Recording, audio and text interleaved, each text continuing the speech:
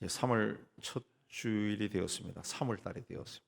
세월이 참 빠르다 그 생각하는데 우리의 삶은 그 시간에 종속되어 있다 그런 것이 이제 이 세월이 갈 때마다 참 많이 느낍니다.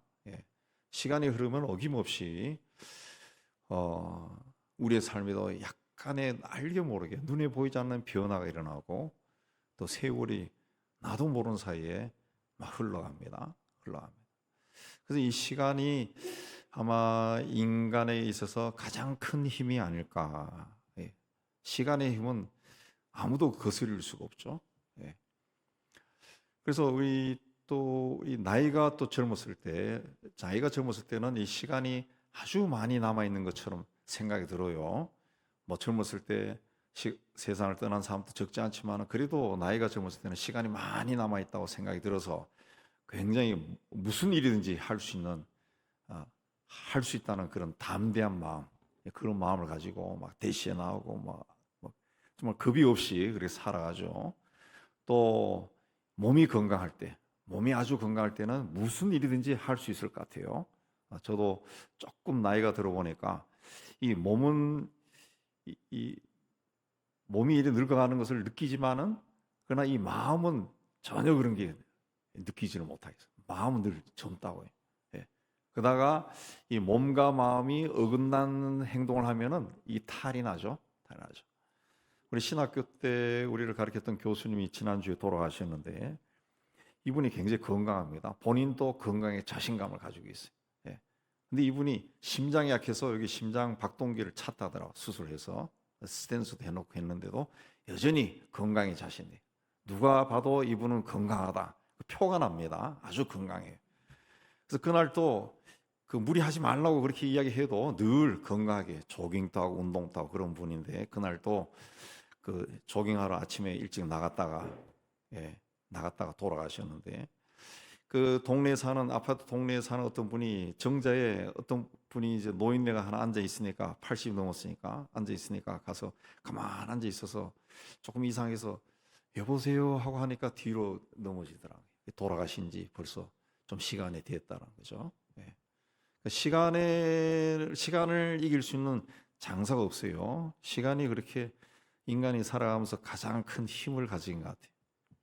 그리고 사람들은 그 시간에 대해서는 별로 생각을 하지 아니하고 세상에서 돈을 많이 가졌을 때, 또 지식을 쌓았을 때, 또 권세를 가졌을 때 이게 힘이다. 그렇게 생각을 많이 합니다.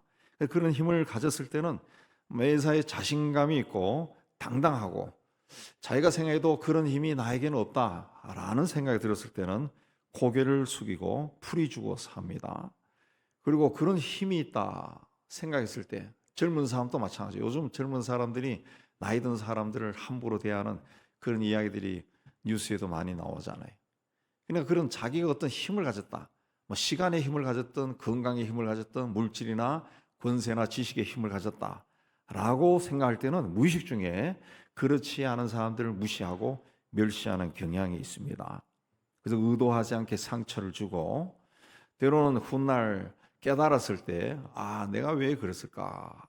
거의 뭐 죽을 때까지 후회하는 그런 일도 적지 않습니다. 그래서 교부터 둘리아는 참는 것은 여자를 아름답게 하고 남자를 가치 있게 하고 또 소년의 인내는 사랑받고 청년의 인내는 칭찬받고 노인의 인내는 존경받는다. 그랬습니다.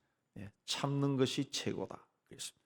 오늘 말씀 2절 3절에 보면 믿음의 주여 또 온전하게 하시는 예수를 바라보자. 그는 그 앞에 있는 기쁨을 위하여 십자가를 참으사 부끄러움을 개의치 아니하시더니 하나님 보좌 우편에 앉으셨느니라. 예수님을 참으신 이다. 그랬습니다. 죄인들이 같이 자기 거역한 일을 참으신 일을 생각하라. 예수님의 삶은 한마디로 인내한 삶입니다.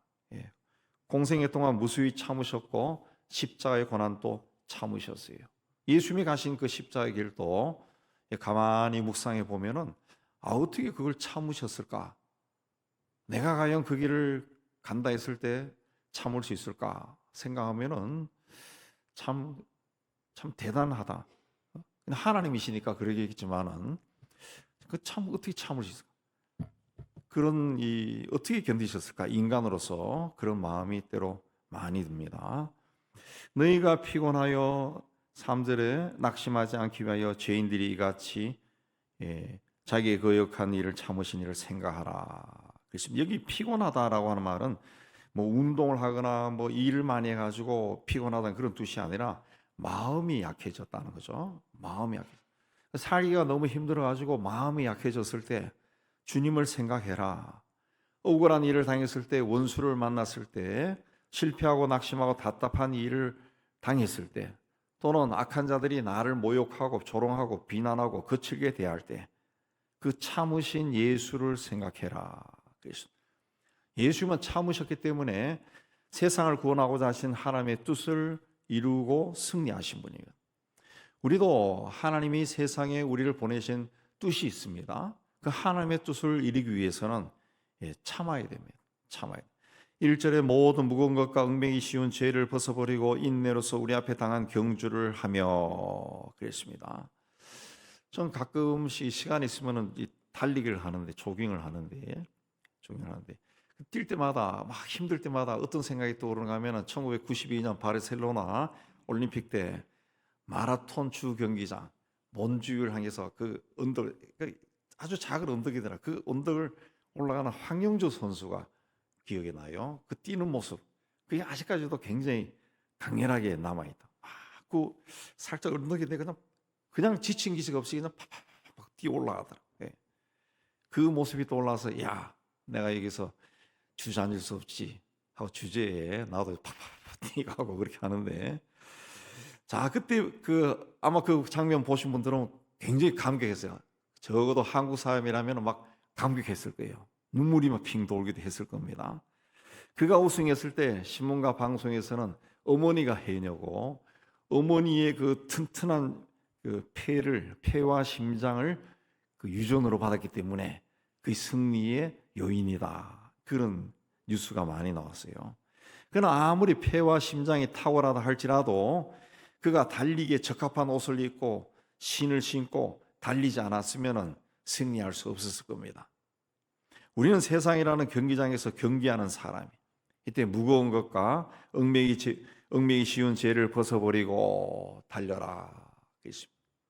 조선 말에 이제 선교사들이 들어와가지고 그들이 복음뿐만 아니라 신문물도 그 세상에 많이 전했는데, 그 선교사들이 양반들하고 테니스한 모습을 찍은 사진 아마 여러분 보신 분 있을 거예요. 그 선교사들은 테니스하기 좋은 옷을 입고 테니스를 치는데, 양반들은 두루마기를 입고 갓을 쓰고 테니스를 치는 모습. 그렇게 테니스를 치면은 제대로 칠 수가 있겠습니까? 우리가 신앙생활을 하면서 은혜와 복을 받기 위해서는 그걸 방해하는 것들을 버려야 합니다. 버려야 할 것이 뭐냐? 죄라는 거죠. 죄된 상태로 신앙생활을 하면은 마치 두루마기를 입고 갓을 쓰고 테니스를 치는 것과 똑같습니다. 이길 수가 없습니다. 사람에게 웃음거리가 될 뿐이에요. 벗어야 되죠. 죄를 끊어버려요. 그렇지 않고서는 하나님의 은혜와 복이 우리에게 임하지 않습니다.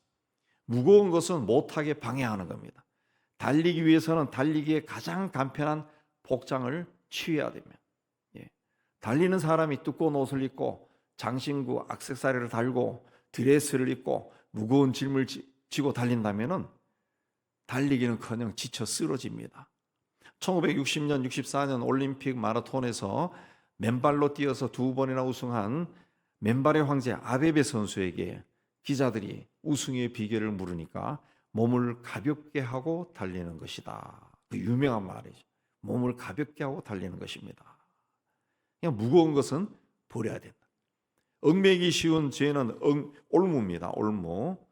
아무리 신앙생활을 잘한다 할지라도 내 인생에 어떤 올무가 있으면은 앞으로 나가기가 어렵습니다.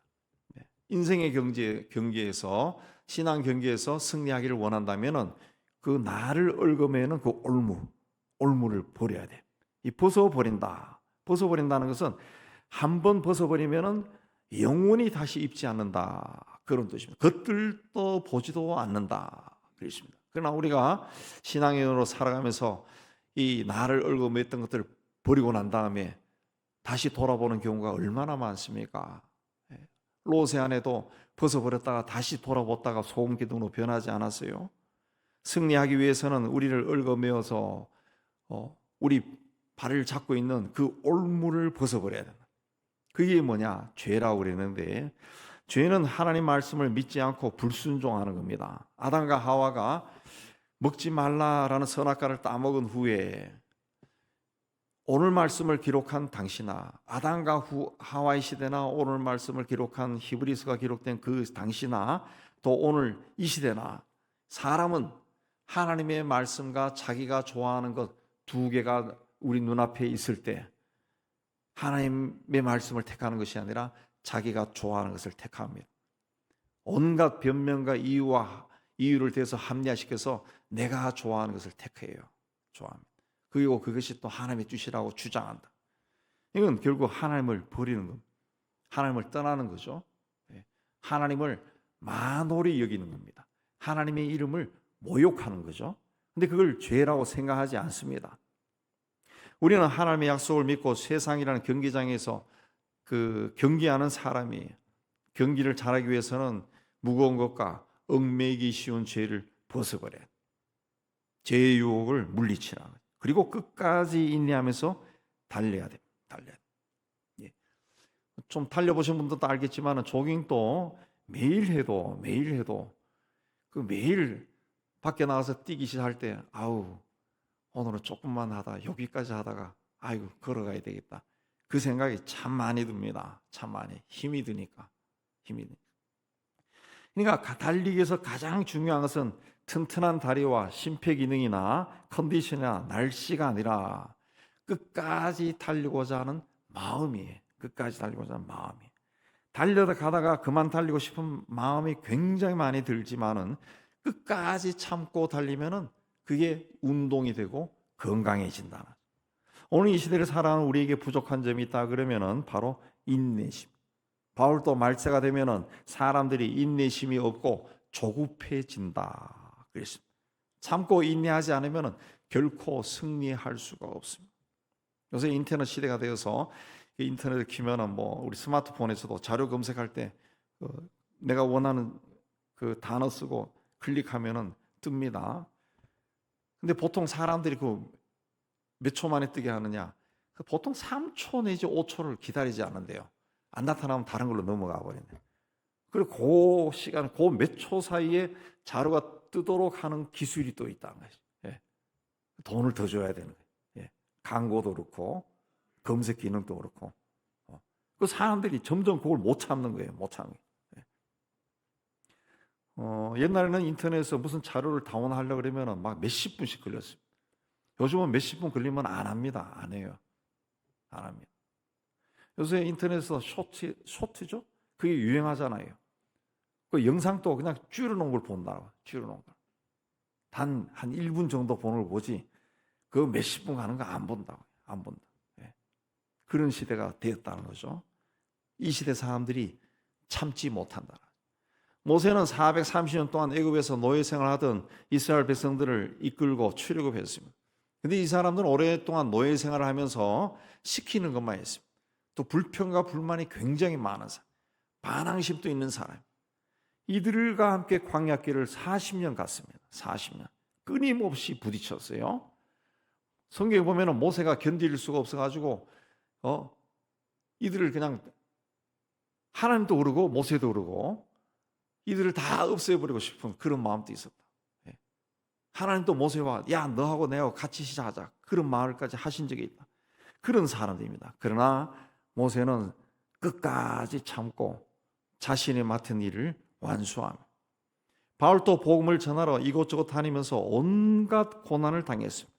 파선을 당하기도 하고 매를 맞기도 하고 동족에게 미움을 받고 조롱을 당하고 옥에 갇히기도 했습니다. 그러나 그러한 것에 굴복하지 않고 끝까지 참고 맡은 많은 영혼을 구원했습니다. 인생이란 경기장에서 경주하는 것과 똑같습니다. 출발점에 있으면 꼬린 지점이 있다.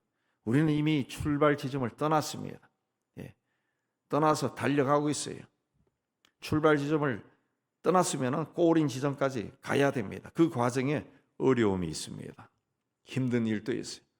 그때마다 부정적으로 비관적으로 바라보고 불평하고 불만을 터뜨리며 살 것이 아니라 끝까지 참고 견디고 극복해야 승리할 수 있어. 예수님도 끝까지 인내하셨다. 세상 끝날까지 우리를 사랑하신다 그랬습니다. 우리를 향한 하나님의 뜻이 이루어지도록 주어진 삶의 터에서 끝까지 인내하시기 바랍니다. 그래서 하나님의 뜻이 우리를 통해 다 이루어지기를 주의 이름으로 축복합니다. 그 다음에 주님은 그 앞에 있는 기쁨을 위하여 십자가를 참으사 부끄러움을 개의치 아니하시더니 하나님 보좌 우편에 앉으셨다. 기쁨이 뭡니까? 부활의 영광, 인류의 구원입니다. 그걸 위해서 주님은 참았다는 거죠. 영국의 런던 선교협회에서 오랫동안 선교사로 사역하다 은퇴한 윌크스 선교사에게 선교사로 지원하는 사람들 심사를 맡겼습니다. 윌크스 선교사가 한 지원자에게 몇 월 며칠 새벽 5시까지 사무실로 나오라 그랬습니다. 선교사 지원자는 그 시간에 맞추기 위해서 그 먼 길을 밤새 걸어서 왔습니다. 그러나 윌크스 선교사는 10시가 다 되어 그 사무실에 나왔습니다. 그러나 그 5시간이나 기다린 그 지원자는 불평하지 않았습니다. 윌클 선교사는 늦어도 미안하다 말도 안 하고 만나자마자 그에게 선교사로 가고 싶냐? 라고 물었습니다. 그래서 후보자는 가고 싶습니다 라고 대답했습니다. 질문이 이어집니다. 예수를 사랑하냐? 네, 사랑합니다. 그 고향이라고 하는 단어는 어떻게 쓰지? CAT입니다. 개인은 DOG입니다. 둘에다 둘을 더하면 몇이야? 넷입니다. 둘에다 둘을 곱하면 몇인가? 넷입니다. 그래서 선교사는 더 이상 묻지 아니하고 대서하게 결과를 통보해 주겠네 그랬습니다. 그런 후에 선교본부에 당신들이 나에게 보낸 이 젊은이는 내가 살펴본 결과 아주 좋은 청년이고 선교사로 적합하기 때문에 추천합니다. 나는 그가 시간 음수하는 것을 보고 성실하다는 것을 알았고 5시간이나 불평 없이 기다린 것을 보고 인내심이 있다는 것도 알았고 지성을 모독하는 질문을 했는데도 온유하게 대답하는 것을 보고 성품이 참 좋은 사람이라는 것을 알았습니다. 그래서 합격입니다. 그게 통보했다고 합니다. 복음을 전해서 구원의 길로 인도하기를 원하는 사람은 그 앞에 있는 기쁨을 위해서 자신에게서 일어나는 모든 고난을 참을 수가 있어요. 히브리서 11장에 믿음의 사람들이 나오죠. 그들은 사자 입에 찢겨 죽기도 하고 불에 타 죽기도 하고 칼에 의해 죽기도 하고 온갖 희롱과 채찍질과 결박과 옥에 갇히기도 하고 돌에 맞아 죽고 심지어 톱으로 몸이 잘려 죽는 참혹한 죽음도 맞이했습니다. 양과 염소의 가죽을 입고 떠돌이 생활을 하고 광야와 산중과 토굴과 동굴에 숨어 살았습니다. 그런데 히브리서 11장을 그냥 쭉 읽으면 이렇게 살았구나 했는데 한 절 한 절 가만히 생각해보고 또 실제로 그 이들이 살았던 그런 장소 성지순례 가면 가끔씩 가보는데 가보기만 하면은 무엇이 이들로 하여금 그런 고난 앞에서 신앙을 포기하지 않겠을까? 무엇이 이들이 그 고난과 죽음을 맞이하면서도 기쁨을 잃지 않고 죽을 수 있었을까? 무엇이 바울에게 자기를 죽이려고 하는 사람들이 있는 이고니온과 안디옥에 들어가게 했을까? 그런 생각이 돼요. 그 앞에 있는 기쁨을 위하여 그랬습니다. 예수님은 십자가의 고통뿐만 아니라 사람들의 거절, 거역과 배반과 조롱과 비웃음을 참았습니다. 자신이 키웠던 가룟 유다는 은 30을 받고 예수를 팔았습니다. 자기가 아꼈던 베드로는 예수를 모른다고 3번이나 저주하고 부인했습니다. 자신이 복음을 전하고 병을 고쳐주고 그 은혜를 베풀었던 많은 무리들이 대제사장과 장로들의 충동을 받고 강도를 놓아주고 예수를 십자가에 못 박으라고 아우성을 쳤습니다. 군병들은 예수를 희롱하고 뺨을 치고 침을 뱉고 조롱했습니다. 그러나 예수님은 그 모든 고통과 모욕을 묵묵히 참았습니다. 그 앞에 있는 기쁨 때문에 십자가의 고난을 참으신 겁니다. 그래서 죄인들이 같이 자기 거역한 일을 참으신 일을 생각하라 그랬습니다. 죄인들이 예수님을 거역하고 학대하고 미워하고 괴롭혔는데도 그 모든 것을 참으신 예수님을 생각하라 그런 뜻입니다. 예수님은 죄인들을 참았습니다. 악한 자들을 참았어요. 자기를 배반하고 거역한 자를 참고 원수를 참으셨습니다. 악한 자들이 예수를 모욕하고 비난하고 침을 뱉고 조롱하고 십자가에 못 박았지만은 끝까지 참았습니다. 그렇게 해서 죄인들이 구원을 받아 하나님의 자녀가 될 수 있는 복되고 귀한 문을 열어 주셨습니다. 우리에게 다가올 기쁨이 무엇인지 생각하시기 바랍니다. 여호와를 기대하는 자가 땅을 차지할 것이다 그랬습니다. 하나님이 앞으로 나에게 주실 상을 기대하며 신앙생활을 해야 합니다. 모든 사람이 불가능하다고 말하고 내가 봐도 불가능해 보이는 것이라 할지라도 하나님이 함께 하시고 역사하시면은 하나님이 이걸 통해서 나에게 기쁨을 주실 것이다. 그 믿음을 가지시기 바랍니다. 하나님에 대한 기대가 있으면 현재의 고난과 고통을 참을 수가 있습니다. 이 하나님에 대한 기대로 충만한 그날의 임할 기쁨을 바라보며 신앙생활하는 여러분이 되시기를 주의 이름으로 축복합니다. 5절 이하에 보면 징계라는 단어가 여러 번 나옵니다. 징계는 성서의 원뜻이 가르침이나 훈련을 통해 바르게 지도한다 그런 뜻인데 오늘 말씀에서는 파이데이아라고 하는 뜻은 자녀답게 만든다 그런 뜻입니다. 자녀답게. 어떤 집안은 아버지가 해병대 나왔으면 아들들 다 해병대 보는 그런 집안도 있더라. 내 자식들은 이렇게 돼야 돼. 그런 것이 있는 거죠. 우리는 하나님의 은혜로 하나님의 자녀가 되었습니다. 근데 나에게는 아직도 하나님의 자녀답지 못한 부분들이 남아 있습니다. 하나님의 자녀답지 못한 부분들이 남아 있어요. 옛날에 그 양반들 가문에는 제 친구들이 그 종갓집들이 많은데 보면은 그 어렸을 때부터 이 아들들에게는 이 제사 지내는 법을 가르쳤다. 한문을 가르쳤다. 가끔씩 그 친구들이 쓰는 거 보면은 참 놀랄 때가 많아요. 부러울 때가 많아요. 이 서예도 잘하지만 한문들을 그냥 쫙 씁니다. 그냥 써요. 그렇게 해서 가문의 전통을 이어가게 만들어요. 너는 우리 집안의 전통을 잇는 자야. 그렇게 하는 거예요. 우리가 하나님의 자녀가 되었어요. 예수의 은혜로. 근데 내가 하나님의 자녀다운가? 하나님이 우리에게 주신 그 전통을 이어가고 있는가? 그 신앙과 믿음을 이어가고 있는가라고 이야기했을 때는 100% 그렇다고 말하지 못할 때가 참 많습니다. 그냥 인생이란 경기장에서 믿음의 사람처럼 달리지 못하고 있는 거죠. 그럴 때 처음에는 하나님께서 그렇게 하면 안 된다라고 권면한다 그랬어요. 가르쳐 주신다. 그래도 듣지 않을 때는 징계하신다. 쉽게 하면은 벌을 준다는 거죠. 벌을 줘서 매를 쳐서라도 가르친다는 거예요. 4, 5절에 너희가 죄와 싸우되 아직 피 흘리기까지는 대항하지 아니하였도다. 또 아들들에게 권한같이 너희에게 권면하신 말씀도 잊었도다. 이 말씀은 뭐냐면 죄에 빠지지 않고 믿음으로 살도록 계속 권면하고 계속 권면했지만은 계속 깨닫지 못하더라는 거죠. 계속했지만은 계속해서 깨닫지 못하더라. 계속 거절하더라. 계속 가볍게 한다. 그래서 징계를 통해 바르게 지도한다는 겁니다. 이런 징계가 어떤 방식으로 옵니까?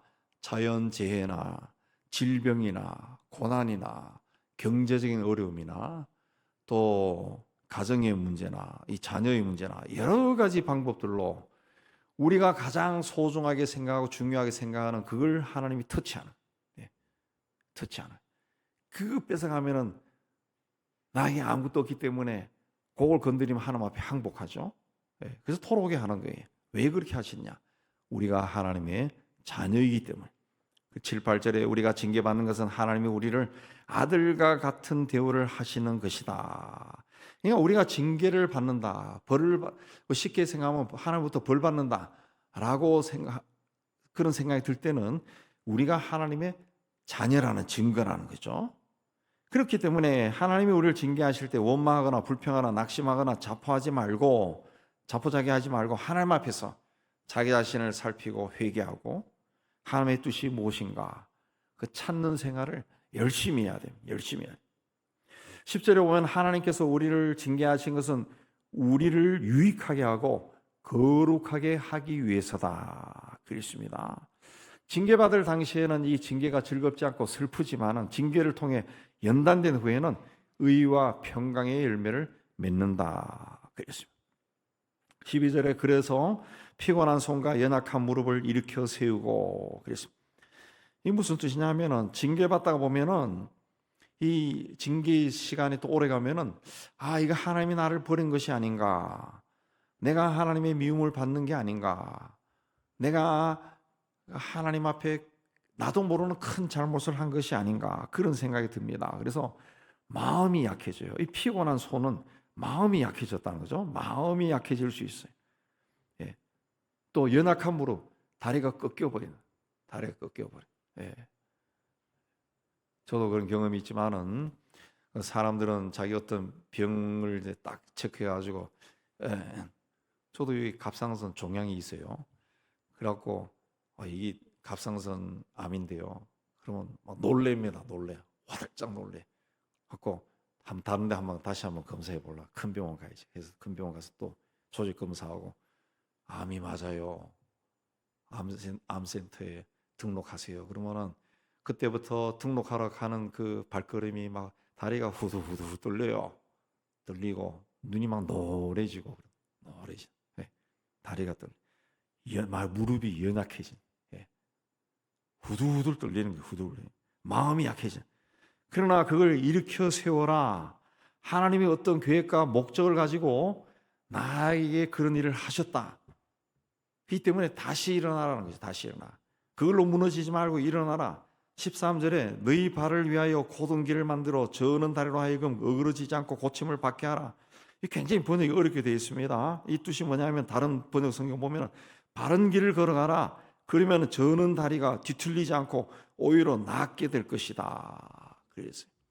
등산을 하거나 이런 길을 갈 때 돌이 많은 곳을 가면 아무리 다리가 튼튼해도 미끄러집니다. 삐걱하다가 다리 삐버리는 사람들이 있어요. 그러나 좋은 길을 걸어가면은 온전치 않은 다리도 튼튼해진다. 바른 길을 걸어가라. 그러면 저는 다리가 뒤틀리지 않고 오히려 낫게 될 것이다. 그랬습니다. 살아가다가 실수하거나 실패할 수도 있습니다. 근데 그걸 하나님의 어떤 것 채찍으로 받아들이면, 징계하신 걸로 받아들이면 나를 하나님이 바르게 세우기 위해서 그렇게 하셨다라고 믿으면은 다시 일어설 수 있는 믿음과 용기가 생깁니다. 근데 이게 내가 잘못해서 그랬구나. 아이고, 내가 그때 공부 조금만 더 할 걸. 조금만 더. 아이고, 그때 내가 학원 다닐 걸. 아니면 어떻게 공부할 걸. 아니면 내가 그때 상사하고 상상시킨 대로 미워도 그냥 그럴 걸. 그 자기 잘못으로 받아들이면은 자기를 미워하게 되고 자기 학대를 하게 되고 그게 한이 됩니다. 한이 되어 병이 돼요. 그리고 그와 관련된 사람에 대해서 자꾸 판단하는 마음이 생기고 미워하고 나아가 가족까지 힘들게 만든다. 동족을 괴롭히는 그 애굽의 감독을 죽이고 광야로 도망갔던 모세는 그 광야에서 권력과 부와 명예를 다 잃어버리고 40년 동안 살아. 그러나 40년 동안 절망하지 않습니다. 욥은 자녀 모두를 사고로 잃어버리고 재산도 하루아침에 없어지고 아내마저 자신을 버리는 고통 속에 본인도 병을 얻어 쓰러졌습니다. 그러나 절망하지 않았습니다. 사람이 당할 수 있는 모든 고난과 힘들고 어려운 일을 다 겪었던 바울을 어떤 환경에서도 나는 낙심하지 아니한다 그랬습니다. 밀턴은 44세에 소경이 되었지만 그 절망스러운 삶 속에서 신라원, 자신의 체험을 비춰서 신라원이라는 명작을 남겼습니다. 헬렌 켈러는 귀머거리의 벙어리였어요. 아베베 선수는 1960년, 64년 두 번 올림픽 마라톤에서 우승했는데 그렇게 신기록을 세우면서 우승한 사람은 아베베밖에 없답니다. 두 번이나. 근데 이 사람이 1969년에 교통사고를 당해서 목뼈가 부러지고 척추가 손상되어 하반신 마비가 됐어요. 그러나 그는 내겐 아직 건강한 두 팔이 있다면서 불굴의 의지로 상체의 힘을 길러서 펜싱과 탁구와 양궁, 눈썰매 등 장애인 대회에 나가서 그걸로 메달을 땄어요. 예수님은 12제자를 헌신적으로 3년 동안 양육했지만 그 중에 한 사람이 배반했습니다. 그 때문에 십자가 길로 갔습니다. 죽었습니다. 그러나 주님은 묵묵히 그 길을 걸어갔습니다. 달리기는 단거리, 중거리, 장거리 세 종류가 있습니다. 단거리는 100m, 200m, 400m고 중거리는 800m, 1500, 3000m입니다. 장거리는 5000m, 10,000m를 달립니다. 근데 마라톤은 42.195km를 달립니다. 단거리, 중거리, 장거리 경주는 다른 선수와 싸우는 것이 중요합니다. 근데 마라톤은 먼저 자기와 싸워서 이겨야 돼요. 자기와 싸움에서 먼저 이겨야 다른 사람과 싸움에서 이길 수가 있어요. 자신과의 싸움에서 이기기 위해서는 인내해야 돼요. 참아야 돼요. 그 먼 거리를 혼자서, 선수는 한 2시간, 기타 등등은 일반 사람들은 한 4시간, 5시간, 6시간 막 걸리죠. 그 긴 거리를 혼자 달려요. 혼자 달리면서 온몸에서 전해지는 고통을 견뎌야 돼요. 또 마음에서 일어나는 동요를 참아야 돼요. 포기할까? 걸어갈까? 그 마음에서 오만 가지 생각이 다 일어나. 그걸 참아야 돼. 참아야 돼. 그래서 마라톤은 인내의 경기다. 그렇게 말해요. 다른 경기는 다른 사람과의 경쟁에서 이긴 사람에게 상을 주지만 마라톤은 완주한 사람에게도 상을 줍니다. 왜? 자신과의 싸움에서 이겼다. 인생은 단거리나 중거리나 장거리가 아닙니다. 평생 달려가는 길고도 긴 경주입니다. 그래서 인내도 보통 인내가 아니라 오래 참는 것이 필요합니다. 신앙 경주도 마찬가지입니다. 자기와의 싸움에서 이겨야 돼. 그러기 위해서는 인내가 필요합니다. 인생길을 달리며 겪게 되는 고난을 견뎌야 돼. 자기 안에서 일어나는 오만 가지 연약함을 다 참아야 돼. 외부로 밀려드는 유혹과 시험도 다 견뎌야 돼. 살다 보면 실패할 수도 있습니다. 그러나 두려워하거나 낙심하지 마시기 바랍니다. 그때가 바로 주님의 능력을 체험할 수 있는 기회가 됩니다. 내가 약할 때 주님의 강함을 체험할 수가 있습니다. 내가 다 할 수 있을 때는 주님께서 하실 일이 없어요. 내가 못할 때 주님이 하시는 겁니다. 오늘은 사순절 셋째 주일입니다. 우리를 구원하기 위해 끝까지 참으신 주님을 생각하시기 바랍니다. 다가올 기쁨을 바라보며 참으신 주님을 생각하시기 바랍니다. 죽음 앞에서도 낙심하지 않았던 주님을 기억하시고 그 주님의 모습을 날마다 닮아가는 우리 모두가 되기를 주의 이름으로 축복합니다. 하나님 아버지, 우리 인생길 걸어가면서 참 힘들고 어려울 때가 많습니다. 여러 가지 시험과 유혹에 받아서 또는 내 능력이 연약해서 참 좌절할 때도 참 많습니다. 그러나 이미 그 길을 가신 우리 믿음의 조상들과 또 주님을 생각하고 우리도 끝까지 달려갈 수 있는 믿음과 용기를 가질 수 있도록 은혜 다하여 주옵소서. 예수님 이름으로 기도하옵나이다. 아멘.